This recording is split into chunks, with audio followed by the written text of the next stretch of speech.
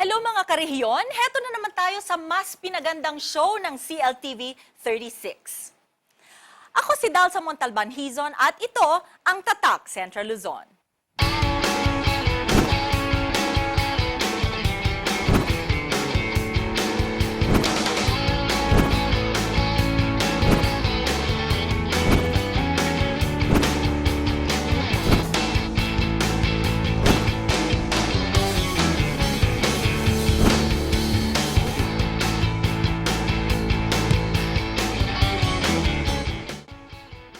Bago pa man sakupin ng mga Espanyol ang ating bansa, ang syudad ng Mabalacat ay isa lamang baryo noon na parte ng Bambang o kilala ngayon bilang Bamban Tarlac. Tampok sa ating episode for today ang mga Negrito na unang nanirahan sa nasabing syudad. Sila ang mga tinatawag na Aitas. Samahan niyo akong bisitahin at alamin ang pamumuhay nila ngayon sa kanilang mga komunidad na hinirang bilang ancestral domain ng Mabalacat City. Mabalacat City. Ito ang pangatlong syudad sa probinsya ng Pampanga. Binansagang gateway to the world dahil 75% ng lupain sa Clark Freeport Zone ay pagmamay-ari ng lokal na pamahalaan ng Mabalacat. Ayon sa Mabalacat Tourism Office Head na si Guy Hilbero, hango ang pangalan ng Mabalacat sa mga punong balakat na may siyentipikong pangalang Ziziphus zonulata balaca.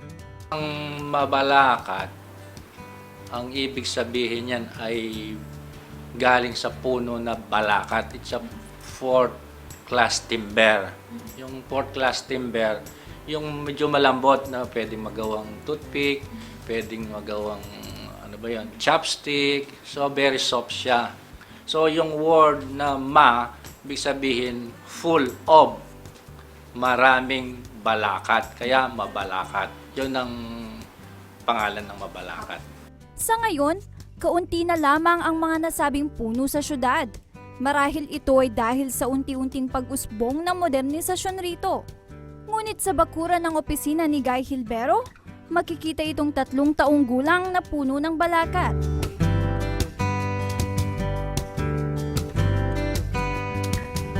Mahigit 200,000 Mabalakenyo ang kasalukuyang nakatira rito. Kabilang na ang ating mga karehiyong katutubong Aita. Ang kanilang lahi ang pinaniniwalaang unang nanirahan sa Mabalacat. Yung Mabalacat, ang umpisa niyan ay yung talagang katutubo ng Aita or tawag na Baluga. Ang since 1712, yun ang unang year na nakita na yung mga katutubong Aita na dito sa kapaligiran ng area ng Clark, ng Mabalacat.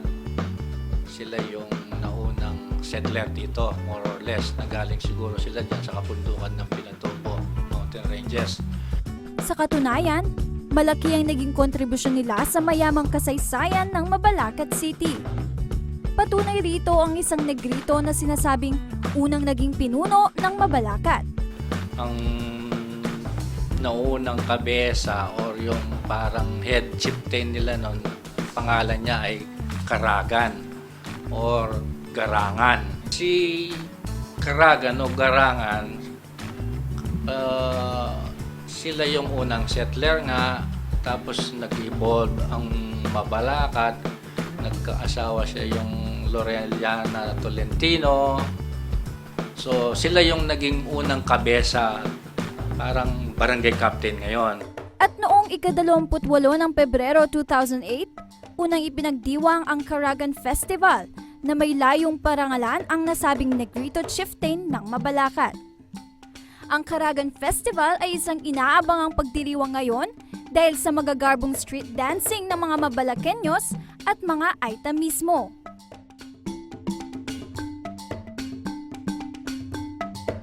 Dahil sa angking kabutihan at katapangan ng mga Aita, nakuha nila ang loob ng mga Amerikanong sundalo na nanirahan ng matagal sa dating Clark Air Base noong panahon ng ikalawang pandaigdigang digmaan.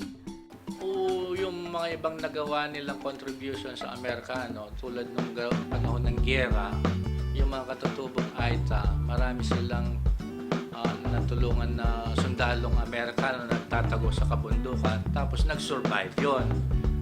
Kaya nung matapos yung World War II, parang yung basta kulot ka, medyo malakas ka dito sa Clark Air Base. Kahit wala kang passes, ang passes mo yung buhok mo, yung pagkakulot mo. Sa kabila ng mga nakamit nilang karangalan, hindi may pagkakailang ang mga katutubong ito ay kinahaharap pa rin ang walang katapusang diskriminasyon sa kanilang lahi. Itong Sitio Bilad, Marcos Village sa siyudad ng Mabalacat ay isa sa mga ancestral domains na ipinagkaloob sa mga katutubong Aita.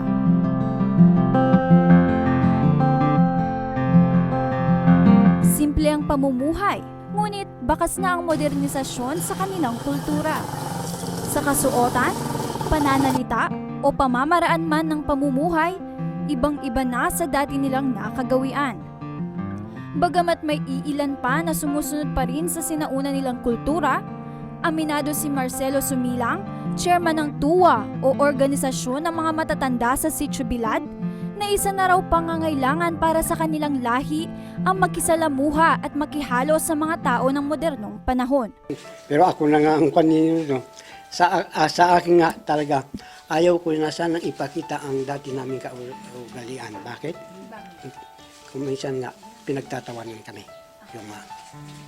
Yun. Ayaw ko. Ako, sa totoo lang, nung nasa Ateneo ako, pinababahay ko, hindi na ako sanay kako. Kahit ganito ako, nung mula nang lumaki ako, hindi ako nakasanay. Kaya nga, kung tinatanong ninyo, mayroon pa mga ilan na lang.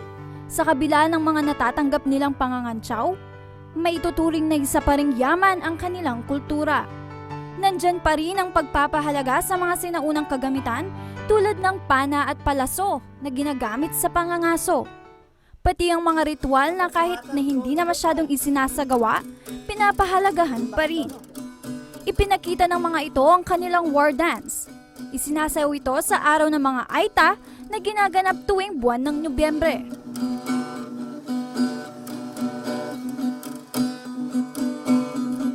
Nakabahag at may hawak na pana at palaso habang nagsasayaw sa saliw ng musikang pinamagatang, taliping at batong baboy. Nakapanggagamot umano ang sayaw na ito. Karaniwang nag-aalay ang mga ito ng puting manok at isang linggo itong isinasagawa.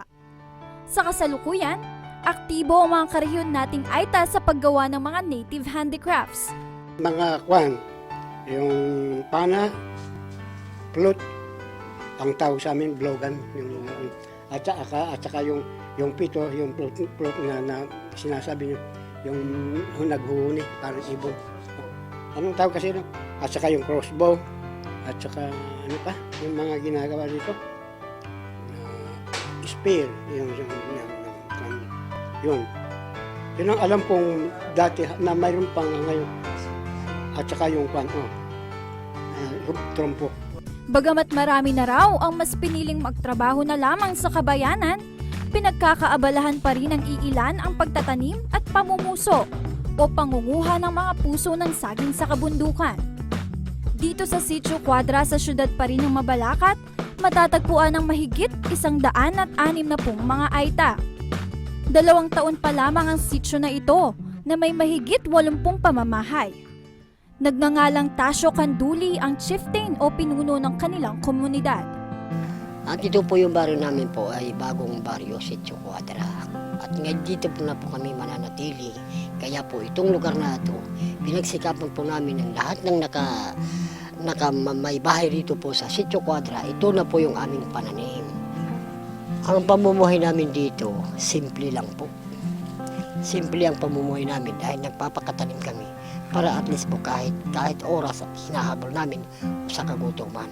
Kapag nagutom po kami, bubunot kami po ng isang puno ng gabi. Ganyan po, pwede namin pong ilaga. Yan po ang kinakain po namin. Tapos may asukal na po dyan. Tapos binabalatan namin po kapag nilaga. Yun po ang kakainin po namin. Pangangarbon o paggawa ng uling din ang minsan na pinagkakakitaan ng mga tao rito. Bawal man, ginagawa nila ito nang sa gayon ay may pambili sila ng pagkain. O minsan, kung may natutumbang mangga dyan, kinakarbon po namin. Pero mahirap din po ang magkakarbon. O yung karbon, tulad po yung mangga, ipoporchap po namin yan. Tulad po ito yung mangga na natumba, nandyan po. Natumba po yung mangga, at saka po rito, ayun po, natumba po ng ano. Pag kinarbon namin, kahit po paano, nakakautang din po kami ng bigas para maipakain po sa amin pong mga apo at para sa aming pamilya. Ang pamumuhay po rito, nahihirapan po kami sa ngayon po. Kasi po kung hindi po kami magtatanim, pero matagal po yung tinatanim namin bago namin po maaani. Tulad po yung tinanim namin po ng Mayo, ay maaani namin po sa September hanggang October.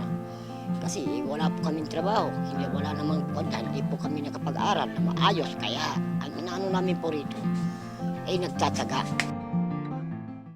Nakatatanggap man ng diskriminasyon ng ating mga karehiyong Negrito, ay nakakahanap pa rin ng paraan upang malampasan ang mga dagok ng buhay. Sa kabila ng kawalan ng suporta at pag-intindi sa kanilang lahi, naging matatag ang mga ito. Susunod, tampok ang mga native handicrafts na ginagawa ng mga Aita ng Sitio Bilad. Pati ang isang grupo ng mga pintor bida sa ating episode ngayong araw. Huwag kayong aalis, magbabalik pa ang Tatak Central Luzon.